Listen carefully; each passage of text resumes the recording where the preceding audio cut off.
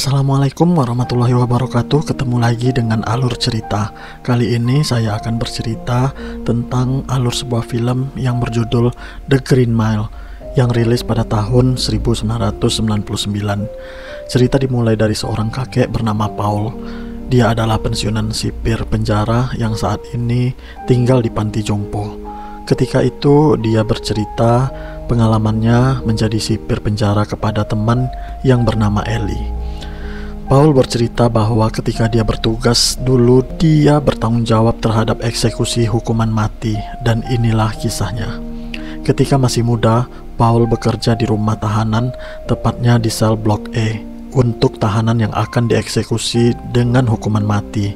Blok ini juga dikenal dengan nama The Green Mile. Suatu siang, Green Mile kedatangan tahanan baru. Seorang tahanan dengan postur raksasa akan masuk ke sana dengan dipimpin oleh Percy. Tahanan yang bernama John Coffey ini pun diperkenalkan pada Paul kepada sipir di blok itu. Percy adalah sipir yang selalu berlaku kasar kepada para tahanan, dan Paul sangat gak suka dengannya.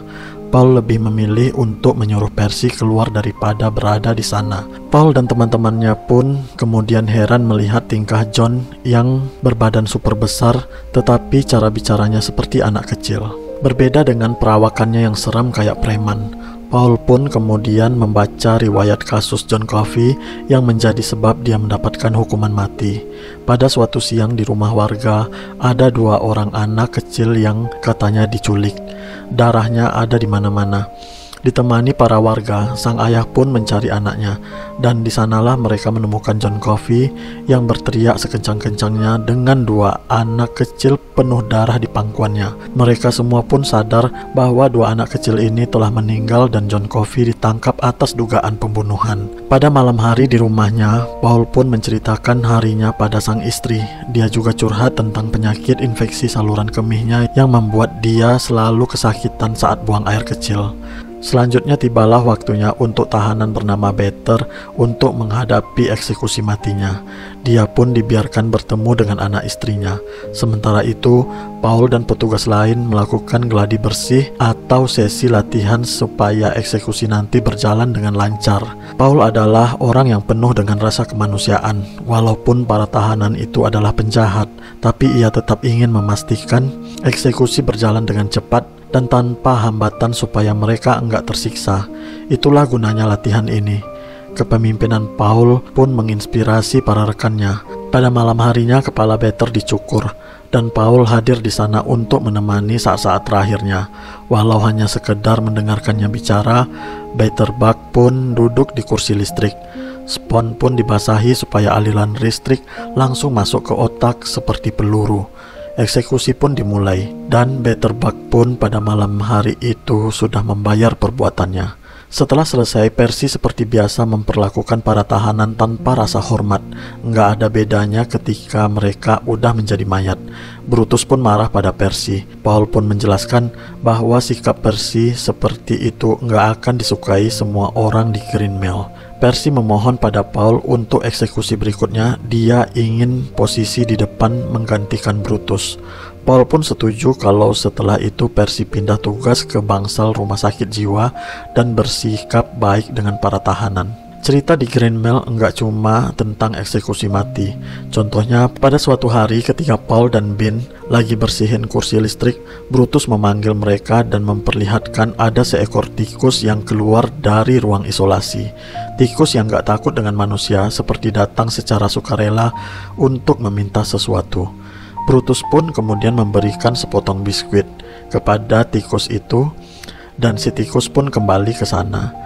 Setelah itu, Paul mengajak mereka berdua untuk menangkap tikus itu dengan mengeluarkan semua barang di ruang isolasi. Tetapi setelah capek mengeluarkan semua barang, si tikus malah enggak ada di sana. Kemudian di hari lain, Paul mendapati hal yang enggak masuk akal. Dia pun memanggil Ben dan Brutus. Ternyata tikus yang kemarin malah berteman dengan salah satu tahanan bernama Dale. Seperti sudah jinak, tikus yang sudah dikasih nama Mr. Jingle itu pun melakukan apa yang disuruh oleh Dale. Mile. Tentu aja buat Paul dan teman-temannya itu adalah pemandangan yang menghibur, termasuk Percy yang tiba-tiba datang memberikan apresiasinya pada Dale. Sesuatu yang gak mungkin terjadi pada diri Percy. Mungkin dia mau membuktikan dirinya bisa menjadi orang baik di depan Paul. Suatu siang, Paul dipanggil ke kantornya Hal. Dia dikabari kalau ada tahanan baru yang akan datang, seorang yang bermasalah, kata Hal. Dia juga mengabari Paul kalau istrinya terkena kanker otak. Berita ini pun membuat Paul kepikiran dan sedih karena keluarga Paul berhubungan baik dengan keluarganya Hal dan juga istrinya yang bernama Miranda. Infeksi saluran kemih Paul pun makin parah sampai dia harus menahan sakit ketika buang air kecil. Hal itu pun berlanjut ketika dia lagi bertugas di Green Mile. Bertepatan dengan itu, entah mengapa John Coffey memperingatkan Paul untuk berhati-hati dengan tahanan yang baru, seorang pria bernama William. Orang ini sebenarnya berbahaya banget. Ketika datang dia berpura-pura gila, sampai ketika di Green Mile dia langsung menyerang petugas yang ada. Kekacauan pun terjadi. Percy yang tadinya sok banget mendadak hilang nyali. Untungnya Brutus cepat datang mengamankan situasi. Setelah kejadian itu, Paul memerintahkan Percy untuk membuat laporan. Kemudian menyuruh Brutus mengantarkan Bean dan petugas yang lain ke klinik untuk mengobati luka di wajah mereka. Rasa sakit di daerah sensitif Paul pun gak tertahankan lagi, sampai-sampai dia harus terbaring di tengah-tengah Green Mile. Saat itulah John memanggil Paul. Dia bilang dia ingin bicara dengannya karena sangat penting. Dengan tertatih-tatih menahan sakitnya, Paul pun menemui John. Di saat itulah John kemudian menarik Paul dengan tangannya, kemudian satu tangannya lagi menggenggam daerah sensitif Paul yang lagi sakit. Awalnya Paul ketakutan, kemudian kejadian aneh pun terjadi. Lampu di sel itu menjadi semakin terang hingga pecah. Kemudian setelah melakukan hal tersebut, John langsung terduduk dan memuntahkan segumpalan debu dari mulutnya. Tentu saja Paul kaget dengan apa yang udah terjadi barusan. Sebuah hal mistis terjadi dan rasa sakit Paul pun hilang. Dia pun langsung ke toilet untuk buang air kecil, dan benar aja, itu adalah buang air kecil yang paling melegakan yang pernah Paul rasakan. Setelah berminggu-minggu menahan sakit, pulang ke rumah, Paul pun langsung ngasih nafkah batin ke istrinya. Mereka bercinta dari malam sampai pagi hari. Keesokan harinya, Paul menceritakan kemampuan John Coffey kepada istrinya. Kemudian untuk mencari tahu rekam jejak John Coffey, Paul pergi menemui pengacara John Coffey, bertanya apakah John memang seperti itu. Ternyata menurut pengacara itu, kasus itu merupakan kasus pertama untuk John Coffey, dengan 2 mayat anak kecil berada di dekapannya. Dia terbukti bersalah karena udah memperkosa dan membunuh anak-anak itu, kata pengacara. Kembali ke Green Mile. Sebagai bentuk terima kasih atas bantuannya, Paul memberikan roti jagung buatan istrinya kepada John Coffey. Dengan senang dia menerimanya. Kemudian dibagikannya 2 potong untuk Dale dan Mr. Jingle tikusnya. William, si tahanan baru, mulai berulah, mulai dari ngomong kotor hingga meludahi wajah Paul. Bahkan dia juga mengencingi seorang petugas lain yang membuat dia akhirnya dimasukkan ke sel isolasi. Di hari lain, sebagai pembalasan dendamnya, dia membayar cleaning service untuk sebuah roti pie coklat yang kemudian dia muntahkan ke wajah Brutus. Hal itu membuat dia berakhir di tahanan sel isolasi kembali. Hari eksekusi Dale pun hampir tiba. Tapi sebelum itu, Paul dan Brutus memberi kabar bahwa ada politikus dan pejabat jauh-jauh datang kemari untuk menyaksikan aksinya bersama Mr. Jingle. Jadi mereka meminta Dale untuk tampil menghibur mereka. Tentu saja itu membuat Dale sangat senang. Padahal nyatanya itu semua hanyalah hiburan untuk Dale. Gak ada pejabat dan politikus. Yang ada hanyalah cleaning service yang didandani dengan menggunakan setelan jas. Semuanya demi Dale yang sebentar lagi akan dieksekusi mati. Sementara beraksi, Paul membawa Percy untuk latihan karena dia yang akan berada di posisi depan saat latihan. Percy menjalaninya dengan serius, bahkan dia mendapatkan pujian dari Paul dan juga petugas lain.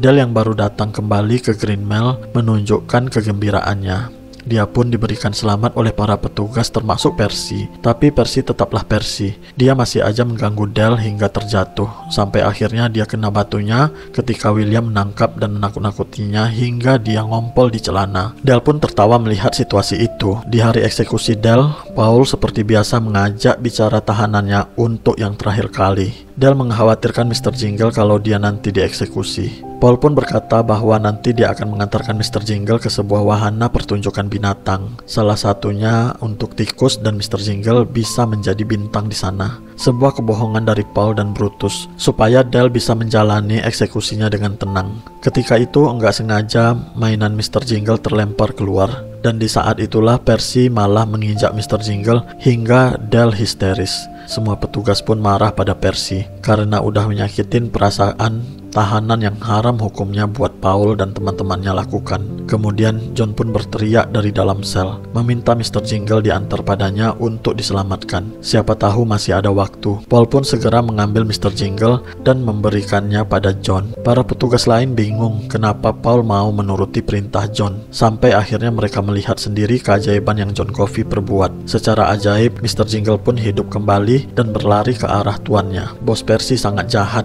Dia menginjak tikus Bell.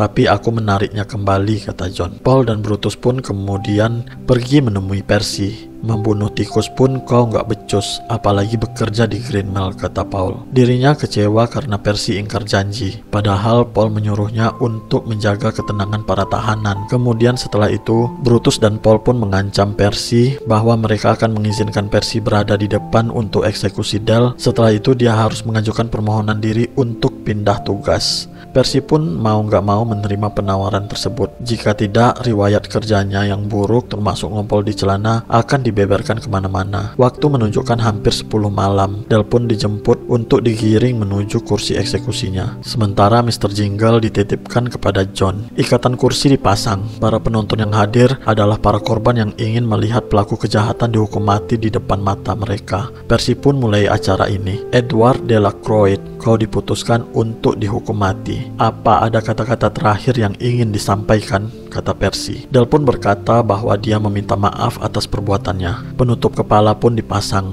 Kemudian Percy harusnya memasukkan spons ke dalam air, tapi enggak dia lakukan. Padahal spons basah sangat membantu untuk mempercepat eksekusi.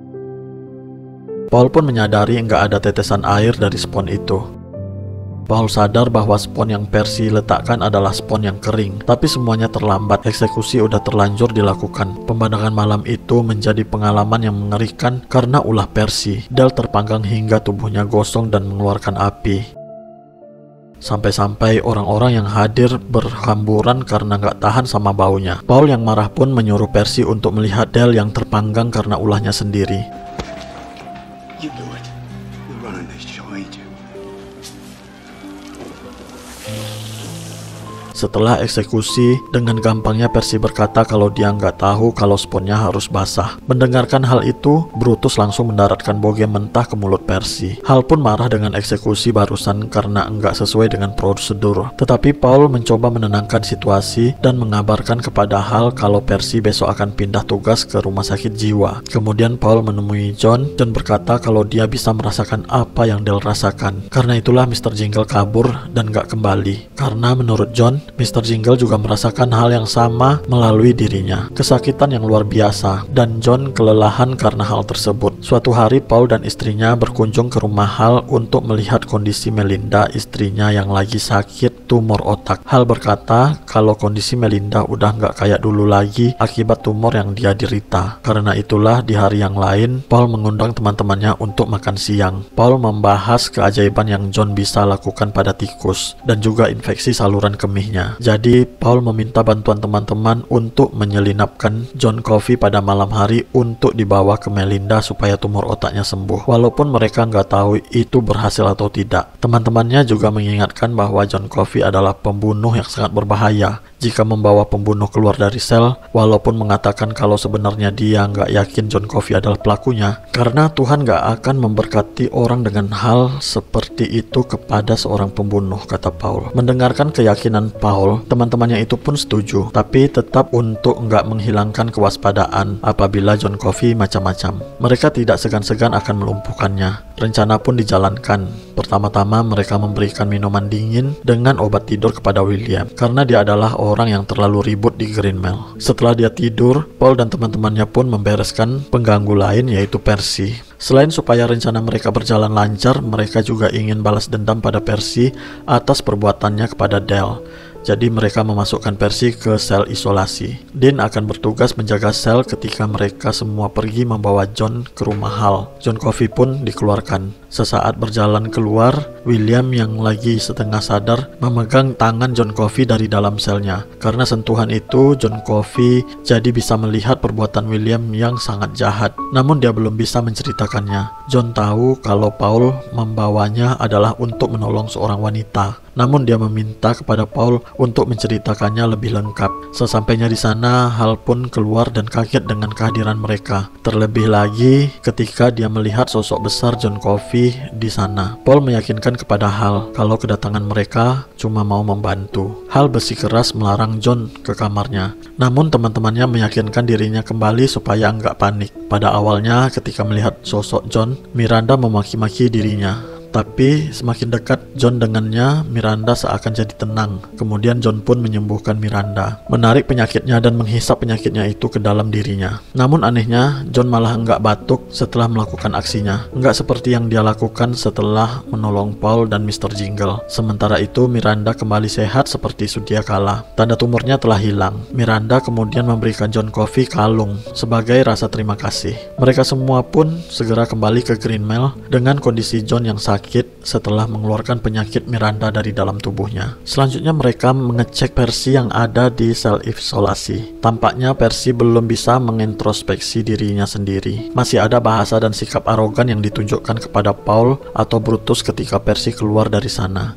Secara tiba-tiba John mencengkram leher Percy dan kemudian memuntahkan penyakit yang dia dapat dari Miranda ke dalam dirinya Percy. Seakan Percy seperti orang yang sekarat dan John terduduk lemas karena hal itu. Keanehan nggak terjadi sampai di situ. Percy kemudian berjalan ke selnya William, mengambil pistol dan menembakkan William dengan beberapa kali tembakan, sampai akhirnya Paul dan teman-temannya melumpuhkan Percy. Paul nggak percaya dengan apa yang terjadi. Paul pun meminta penjelasan dari John. Menurut John, dia sengaja menghukum dua orang penjahat karena mereka berdua adalah orang yang benar-benar jahat. Untuk mengetahui yang terjadi, John menyuruh Paul untuk memegang tangannya. Sebagian kemampuan John pun pindah ke Paul, dan di sanalah Paul mendapatkan sebuah gambaran tentang kejadian yang sebenarnya, bahwa ternyata William lah orang yang bekerja dengan seorang pria yang merupakan ayah dari anak-anak yang malang itu. William adalah seorang pedofil yang memperkosa dan menculik dua orang anak itu hingga meninggal, dan John adalah orang yang mencoba menyelamatkan mereka, tapi semuanya terlambat. Malah John yang dituduh sebagai pelaku dan mendapatkan hukuman mati. Begitulah yang terjadi di dunia ini setiap hari. Orang-orang berbuat jahat dengan mengatasnamakan cinta, kata John. Setelah kejadian itu, Paul nggak percaya dengan apa yang sudah dia lihat. Polisi menyelidiki kasus ini dan Percy berakhir di rumah sakit jiwa. Di rumahnya, Paul bercerita kepada istrinya, dia tahu bahwa John nggak bersalah, tapi dia juga nggak bisa membuktikan bahwa John bukan pelakunya. Paul adalah orang Kristen yang taat. Dia khawatir kalau dia membiarkan John dieksekusi, maka dia ikut bertanggung jawab. Suatu malam, Paul dan Brutus pergi menemui John seperti biasa. Paul bertanya tentang apa yang ingin John makan di hari akhirnya. John berkata kalau dia ingin makan daging asap dan roti jagung buatan istrinya Paul. Kemudian ketika Paul bertanya tentang pendeta yang menemaninya berdoa, John menjawab dia nggak perlu pendeta.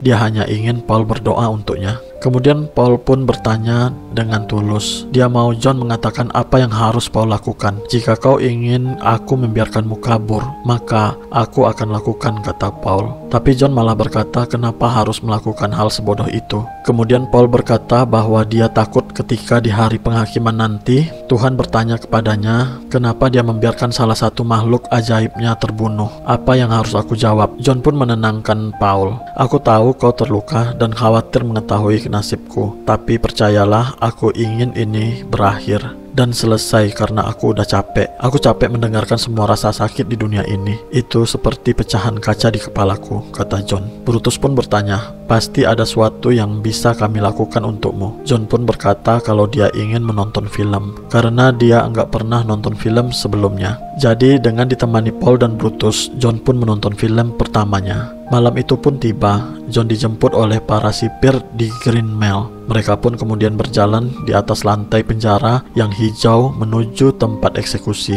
Di sana John dimaki dan dipandang dengan penuh kebencian. Para sipir penjara itu pun sedih ketika melihat John di kursi. Mereka tahu John tak bersalah, tapi pada malam itu mereka nggak bisa berbuat apa-apa selain menyaksikan kematiannya. John bisa saja membela dirinya ketika Paul bertanya kata-kata terakhir apa yang ingin dia sampaikan. Tapi John enggak sedikit pun membela dirinya di depan orang tua korban. Dia hanya berkata, maafkan atas kesalahan dirinya. Mungkin dia masih merasa bersalah karena enggak berhasil menolong dua orang anak itu. Spons basah pun diletakkan di atas kepalanya. Paul mengucapkan kalimat untuk memulai eksekusi. Tapi berat hati Paul untuk mengatakan perintah, sampai-sampai Brutus menegurnya untuk segera melaksanakan eksekusi. Paul pun kemudian menyalami John Coffey untuk yang terakhir kalinya, dan John akhirnya dieksekusi. Kematian John tentu aja memuaskan orang tua korban, tapi enggak buat para sipir penjara ini. Eksekusi John adalah eksekusi terakhir yang Paul ikuti, karena setelah itu dia dan Brutus meminta pindah tugas ke penjara remaja. Setelah menceritakan itu semua kepada Ellie, Paul tua pun tahu kalau Ellie agak susah menerima ceritanya itu. Jadi dia pun mengajak Ellie pergi ke sebuah rumah tua dekat panti jompo mereka. Ternyata di sana ada Mr. Jingle yang masih hidup. Paul berkata kepada Ellie, mungkin John telah memberikan sebagian kekuatannya pada Paul dan Mr. Jingle berupa kehidupan. Paul saat itu berumur 108 tahun dan dia berkata bahwa dia hidup untuk melihat teman-temannya dan orang-orang yang dia sayangi meninggal dunia. Termasuk Ellie, temannya yang meninggal lebih dahulu. Setiap malam Paul berpikir jika John bisa memberikan seekor tikus umur yang panjang, tentu dirinya juga. Film pun berakhir. Dari karakter Paul dalam menghadapi para tahanan ini berhasil mengajarkan kita untuk mencoba melibatkan diri kita dalam kehidupan yang orang lain jalani. Kemudian ambil sesuatu yang berharga untuk diterapkan di kehidupan kita sendiri. Karena keajaiban bisa terjadi di tempat yang paling gak kita duga. Jangan mudah menjudge orang lain itu jahat, bahkan orang di penjara sekalipun. Selama kita tidak berada di posisi mereka saat kejahatan itu terjadi, jika kita berada di posisi itu, kita tidak pernah tahu sesuci apa kita untuk tidak melakukan kejahatan. Siapa tahu kita tidak lebih jahat dari orang yang kita judge, bahkan mungkin lebih jahat lagi. Terima kasih telah menonton. Wassalamualaikum warahmatullahi wabarakatuh.